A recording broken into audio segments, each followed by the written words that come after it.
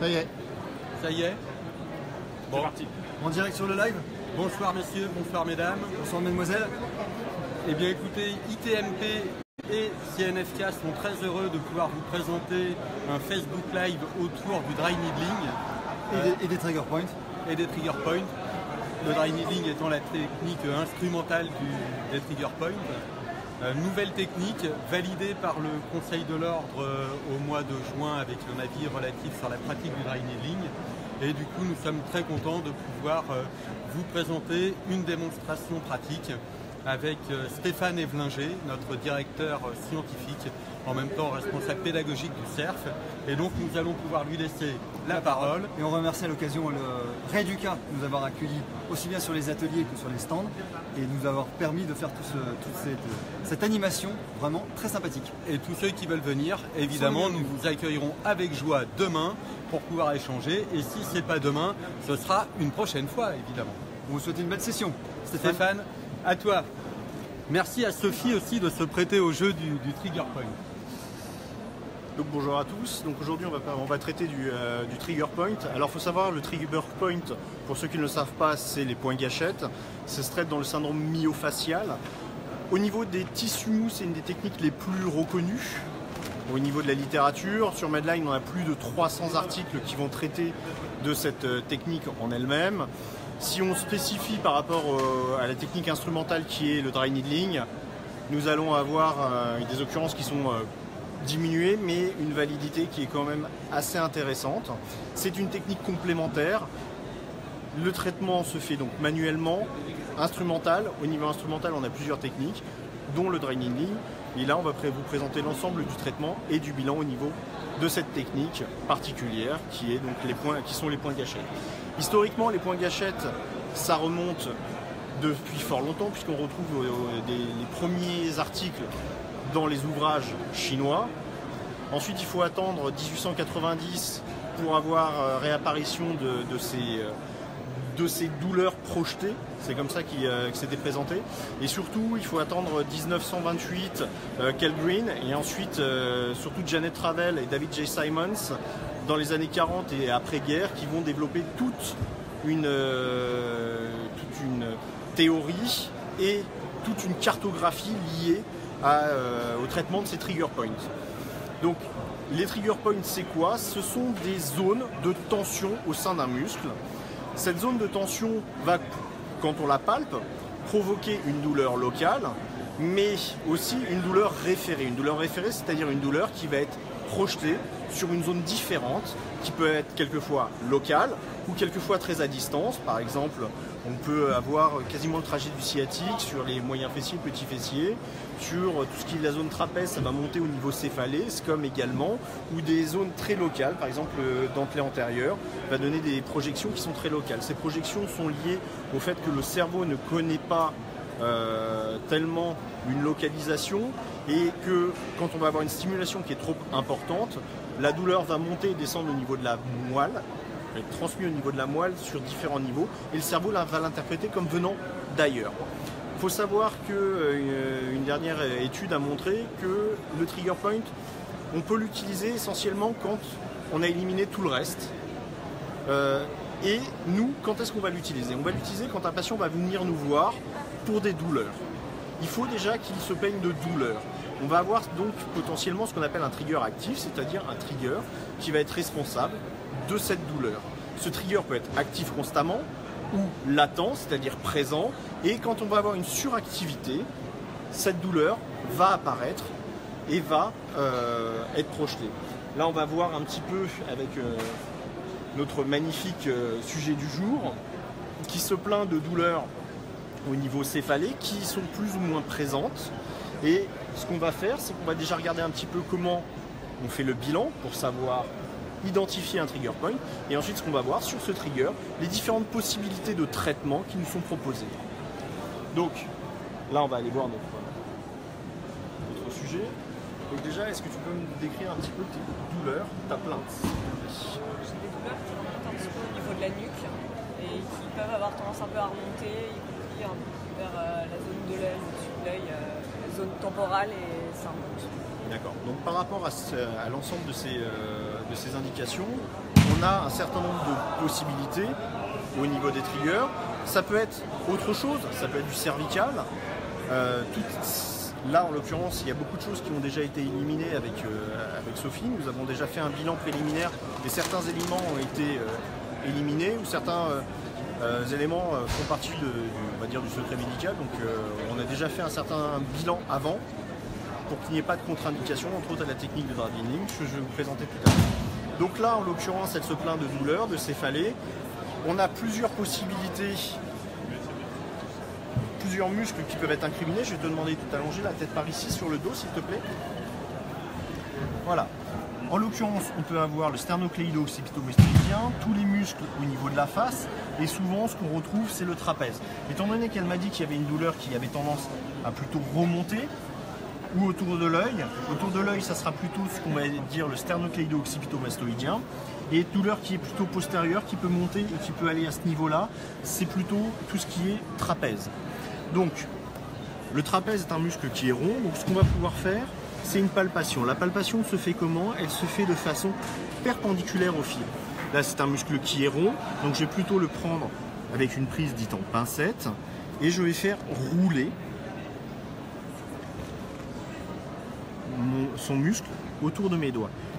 Je suis à la recherche d'un cordon musculaire. Ce cordon musculaire, c'est une zone de tension à l'intérieur du muscle, mais ce n'est pas une tension de tout le muscle. C'est une des choses qu'il va falloir essayer de différencier.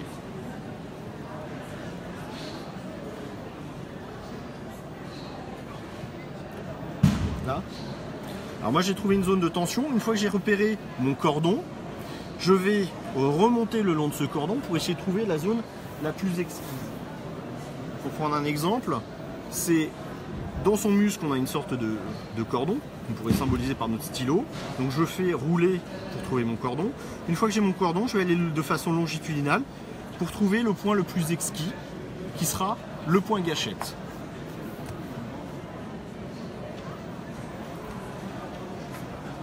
Là, je suis sur mon cordon. Là, est-ce que ça va? Ça va. Alors, la douleur, elle est comment? Elle remonte progressivement. Elle remonte progressivement. Est-ce que c'est la douleur que tu connais? Oui. Est-ce que c'est la douleur pour laquelle tu es venu? Est-ce que c'est ta plainte? Oui. D'accord. Ok. Est-ce que là, j'ai ta douleur? D'accord. Donc là, je me suis mis ailleurs pour vérifier par rapport aux différents éléments. Au niveau de la littérature, ce qu'on retrouve comme élément, c'est une augmentation, une douleur locale et surtout cette douleur référée. Je vais quand même aller vérifier les autres muscles. Là, en l'occurrence, le sternocléido-occipito-mastoïdien, alias SCOM pour les intimes.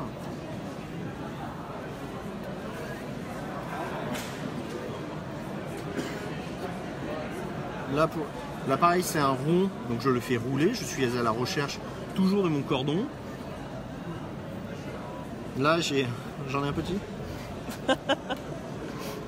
Le rire nerveux signifie oui. Qui est où? Qui est là, d'accord. Est-ce que c'est une douleur que tu connais? Non. Non, d'accord. Donc là, ce qui est important, c'est que on peut avoir des triggers latents ou des triggers satellites, triggers secondaires, c'est-à-dire issus de différents éléments. Et là, ça projette, donc c'est un trigger latent, mais ce n'est pas ce pourquoi elle vient. D'accord. Donc il faudra voir s'il y a nécessité ou pas de traitement. Par rapport à ce qu'on a dit tout à l'heure, il existe des cartes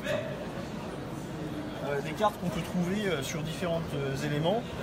Là, c'est un ouvrage qui est assez pratique pour les présentations, qui est Point Gâchette de Muscolino. Et là, l'avantage, c'est qu'on a les zones de projection qui sont référées. Là, en l'occurrence, une douleur, souvent, elle signale là où il y a le plus souvent des trapèzes, enfin des triggers, et les zones de projection qui sont signalées là. Donc moi, ce que j'aime bien faire, c'est une fois qu'on a identifié que le patient, je lui demande, est-ce que ça te rappelle quelque chose? Oui. Est-ce que c'est ta douleur? Oui. Par rapport à ça, est-ce que ça monte déjà jusque-là? Est-ce que c'est déjà allé sur le côté? Pas du tout. C'est essentiellement localisé au niveau des points rouges et ça peut remonter sur le niveau de la tête. D'accord. Au niveau de la mâchoire, jamais? Très bien. D'accord. Donc là, par rapport à ça, ça me permet de bien confirmer, d'identifier un petit peu sa douleur et ce qui va m'orienter dans le choix du traitement. bien entendu, j'insiste dessus, c'est pas une technique qui est la panacée. Et c'est aussi parce que, entre autres, dans notre bilan, on a éliminé tout ce qui était cervical, une cause cervicogène. Et le fait qu'elle ne se plaigne de ces céphalées, qu'on retrouve cette douleur projetée au niveau de ces céphalées, qui vont m'orienter vers un traitement en trigger. Maintenant, le traitement des triggers va se faire de plusieurs façons. On a le traitement manuel, le traitement instrumental. Le traitement manuel présente énormément d'avantages, c'est qu'il n'a pas besoin de matériel, il est relativement simple. On va retrouver notre trigger point et là, on va comprimer ce trigger point. L'inconvénient, c'est que c'est douloureux. Donc avant, j'ai bien entendu, puisque je me suis entretenu avec la patiente, je lui ai indiqué que c'était une technique qui pouvait être source de douleur et de désagrément. Cette douleur est supportable. Et la pression que j'exerce n'est pas une pression démesurée, puisque au niveau des études, on retrouve certains qui préconisent une pression entre 2 et 9 kg. Ce qui veut dire que c'est une pression qui n'est pas énorme. Souvent, on voit des gens qui compriment de façon excessive jusqu'à la douleur supportable. Il semblerait, selon certaines études, que ce ne soit pas nécessaire. Donc, soit je reste sur place. Une des autres façons de traiter, c'est éventuellement de frotter toujours le long de mon cordon.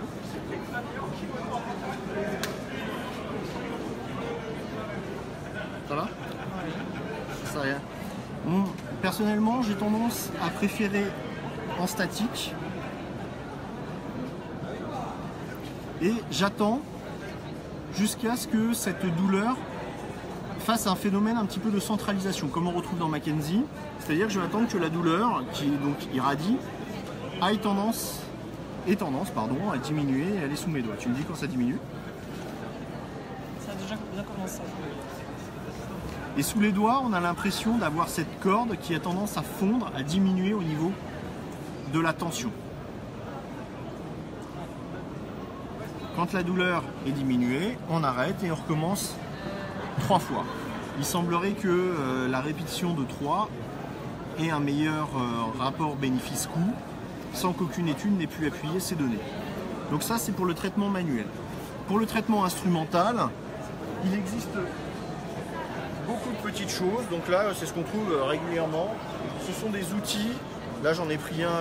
Il existe énormément de sortes. Ce sont des outils qui vont nous permettre d'exercer une pression pour éviter que ce soit une pression manuelle. L'intérêt aussi, c'est qu'on a ces parties-là et il conseille de masser. Ce sera tous les outils qu'on retrouve pour traiter cet élément en instrumental. Une fois qu'on l'a traité, le patient devra continuer ses exercices, on le verra à la fin. Et souvent, par exemple, aussi, ils nous vendent des balles pour comprimer les triggers. Moi, j'utilise tout simplement une balle de golf. Et on peut exercer une pression et le patient peut frotter lui-même. Ça coûte beaucoup moins cher que toutes les techniques un petit peu utilisées. Voilà. Maintenant, la dernière technique instrumentale, celle dont on vous a parlé un petit peu, c'est la technique dite de dry needling ou aiguille sèche, poncture sèche. Au niveau kinésithérapeutique, on a le droit de le faire depuis le mois de juin. On a eu une autorisation du Conseil de l'Ordre à partir du moment où il y a une formation adaptée. Les critères de formation ont été définis par l'Ordre. Je vais vous présenter la technique.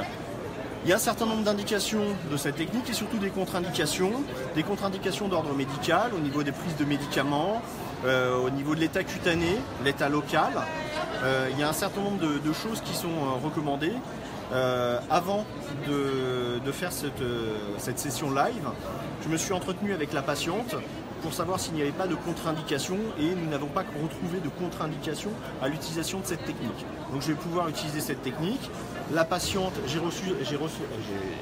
recueilli son consentement éclairé, je lui ai bien expliqué la technique qu'elle connaît déjà. Et donc on va pouvoir utiliser chez cette patiente la technique puisque j'ai son consentement et il n'y a pas de contre-indication ni locale ni globale. Donc la technique, on va utiliser des aiguilles d'acupuncture stériles à usage unique. un désinfectant local. Alors moi j'ai tendance en plus à utiliser des aiguilles stériles, des compresses stériles, mais c'est absolument pas utile.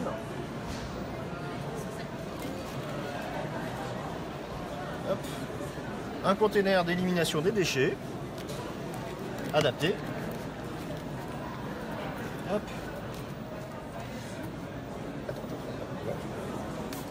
Pardon, C'est pour ça. Attends, je vais...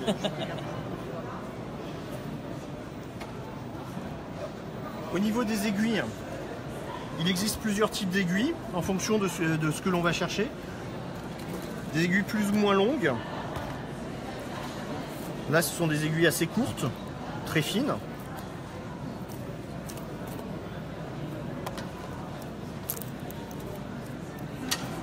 Voilà, on voit, c'est très très fin. Et on peut avoir des aiguilles beaucoup plus longues. Par exemple, celle-là même, elle a un guide rigide de protection. D'accord. On voit, celle-là, ça va dépendre bien entendu des zones musculaires. À ce niveau-là, je vais utiliser sur Sophie des aiguilles de 3 cm. Si j'étais au niveau fessier, je prendrais des aiguilles qui sont beaucoup plus longues. Ces aiguilles sont à usage unique. Souvent, les patients ont peur, ou ce qu'on retrouve dans la littérature, c'est des aiguilles cassées. Je vais vous montrer ce que ça fait quand on tord une aiguille. Alors, j'ai pris une grande, je vais essayer de vous faire un nœud. Voilà, donc pour casser ce type d'aiguille, il faut quand même un petit peu y aller. Hein. Voilà, vous voyez que celles-là, celles que j'utilise sont des aiguilles de très bonne qualité. Et au niveau, pour se casser, il faut un petit peu y aller, à mon avis. Toujours, on a un conteneur d'élimination à adapter. Ce sont des déchets, donc il va falloir les éliminer dans des conteneurs qui sont adaptés. Pour traiter cette zone, je vais demander à la patiente de se mettre en procubitus, donc sur le ventre s'il te plaît.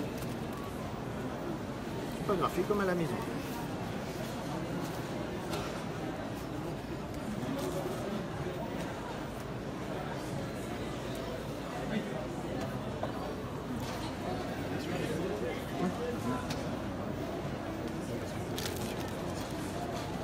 Alors moi j'aime bien utiliser des compresses stériles, même si c'est pas recommandé. On n'a pas de recommandation par rapport à ça. Ça me permet d'avoir deux structures. Une structure sur laquelle je vais pouvoir poser mon aiguille. Et une structure sur laquelle je vais pouvoir poser mes compresses. Mon aiguille, je la prépare. Je ne la sors pas. Et là, en plus, moi, je la prépare sur cet élément qui est stérile. J'utilise de la biceptine. Donc, c'est un glucomate de chlorhexidrine. Là, il faut être un petit peu généreux. Hein. Hop. Ça, c'est au cas où je touche. Voilà. Ce qui va être important quand on va faire une utilisation de cette technique, c'est les contre-indications locales et aussi anatomiques. Les contre-indications anatomiques, là en l'occurrence sur cette zone-là, ça va être essentiellement le poumon. Le poumon qui se situe à peu près à ce niveau-là, derrière le muscle. Donc je vais bien réaliser une prise en pincette pour bien pouvoir piquer la patiente. Il est recommandé, parce que on va pouvoir bouger un petit peu, d'essayer de marquer le point. Donc je vais faire mon repérage.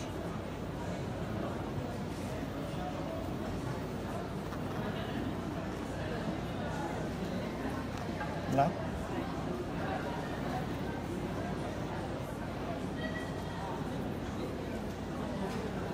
Là j'ai marqué. On peut le marquer avec un stylo. J'aime bien marquer ça parce que ça permet de ne pas le perdre, de ne pas l'effacer.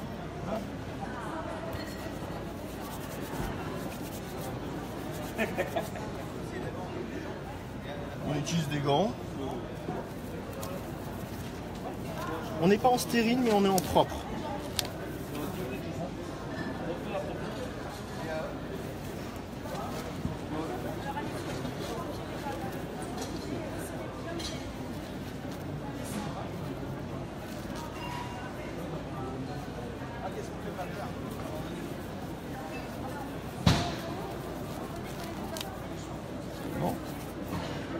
Là, on va prendre notre petite compresse, qui est donc, en l'occurrence, stérile. Et là, je vais faire une désinfection élargie de la zone. Je commence, comme pour une désinfection, de l'intérieur vers l'extérieur.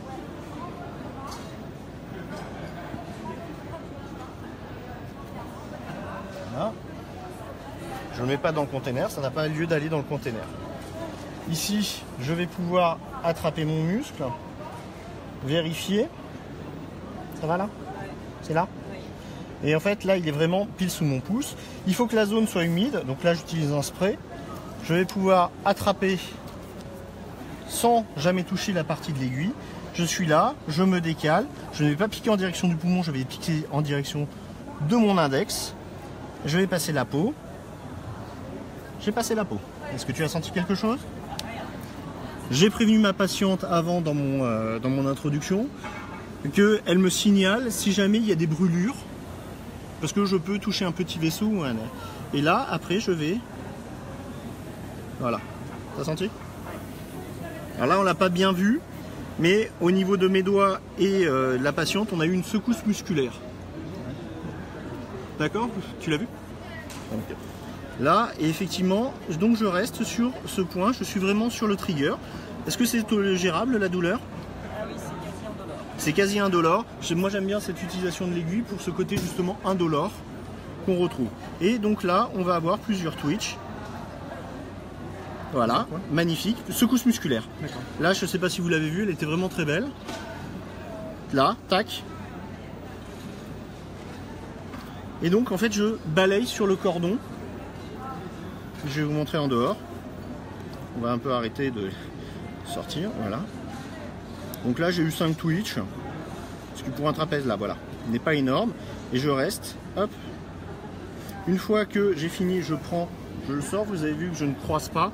Je prends tout de suite une compresse, qui est là encore imbibée d'un produit. Et je comprime pendant 1 minute. Donc au niveau hygiène, on a peu ou pas de problème. Vous avez vu qu'il n'y a même pas une goutte de sang. Le fait de comprimer va éviter un des risques qu'on retrouve dans cette technique, qui est l'hématome. Mais là, étant donné qu'on va bien comprimer, qu'elle n'a même pas saigné, j'ai tendance à penser qu'elle n'aura même pas d'hématome.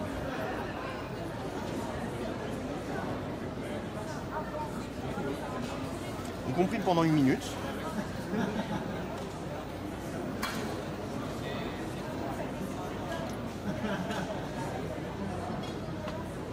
Vous avez vu la secousse musculaire? Ouais. Alors celle-là, elle était petite. Il y a par exemple, le grand dorsal peut donner des belles secousses qui vont bien secouer. Le triceps aussi, assez intéressant au niveau secousse musculaire. La secousse musculaire, dans les articles, c'est assez paradoxal. Ils disent qu'on n'est pas obligé de l'avoir, mais si on l'a, c'est mieux. J'aime beaucoup ce genre de choses. Ça va? Très bien. Donc là, on a comprimé.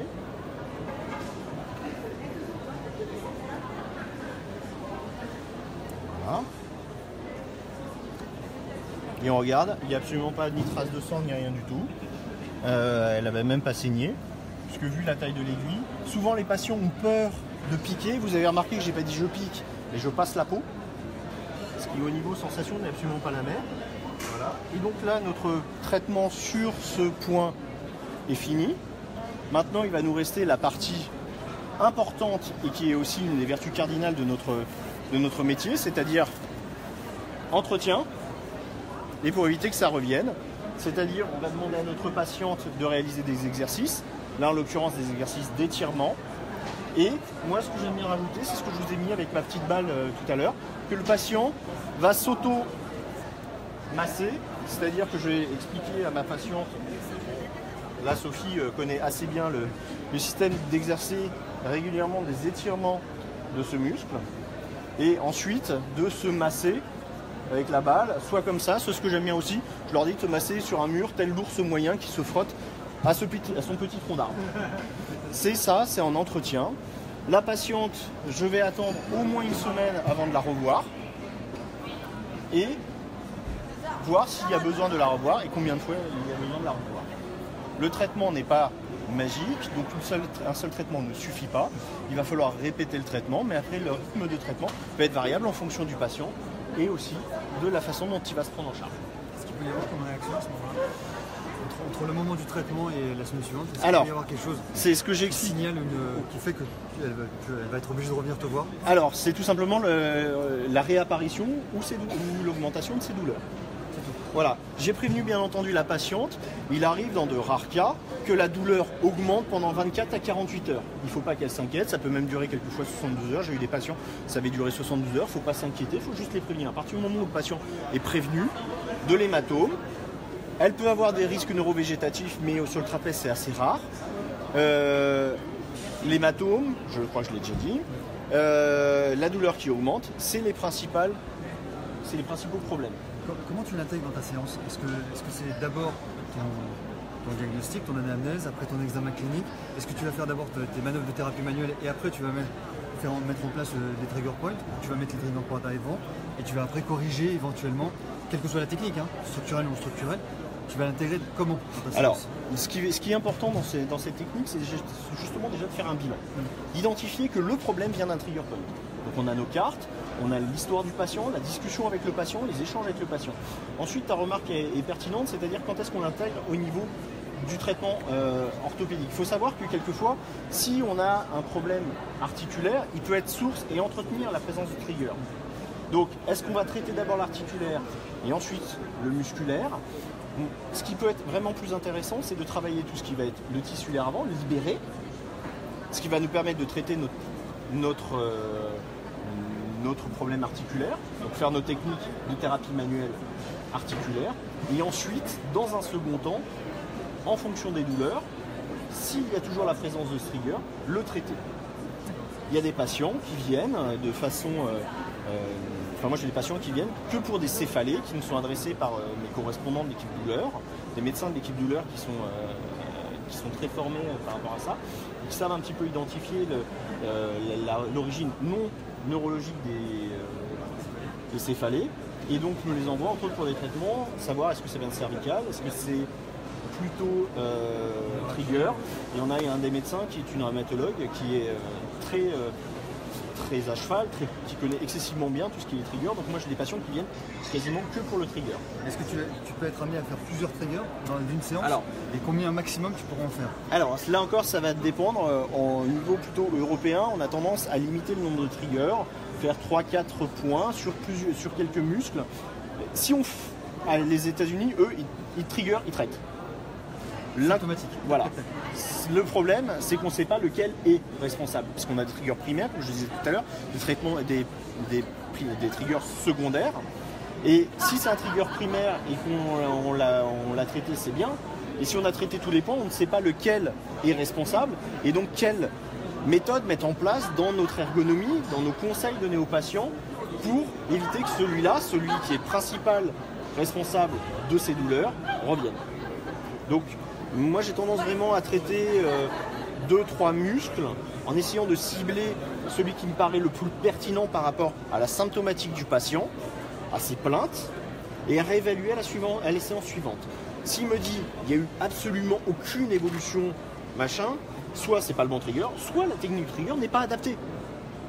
C'est comme à chaque fois, toute technique, c'est pas la panacée, c'est un complément. Ce sont des techniques qui sont excessivement intéressantes sur toutes les zones douloureuses, sur les patients qui présentent des douleurs, sur nos patients qui sont sportifs. Dès qu'on a une surutilisation, c'est excessivement important de penser trigger. Maintenant, peut-être qu'une levée de tension suffira. C'est vraiment par rapport à la symptomatologie, aux cartes qu'il faut connaître, qu'il faut apprendre, et qui souvent vont se retrouver en fonction de certains types. Nos amis coureurs vont plutôt avoir tout ce qui va être moyen fessier, les gastrocnémiens ou solaires. C'est vraiment des éléments qu'on trouve assez souvent. Si on a par exemple des patients qui ont souvent des problèmes d'épaule, des douleurs un peu sourdes au niveau de l'épaule, ça sera plutôt l'infraépineux, avec lui qui est un muscle plat, donc on ira palper en palpation plate, de façon toujours perpendiculaire. C'est un muscle qui est comme ça, donc on va le palper de façon perpendiculaire au niveau des fibres. Et les patients qui ont des douleurs, c'est souvent des douleurs de surutilisation. Moi la dernière fois j'avais une caissière, donc à force d'avoir, même si, mais c'était pas dans les grands groupes, c'était dans un petit groupe, Donc faire constamment ce mouvement, elle avait des douleurs d'épaule, donc qui étaient identifiées comme tendinite du long biceps.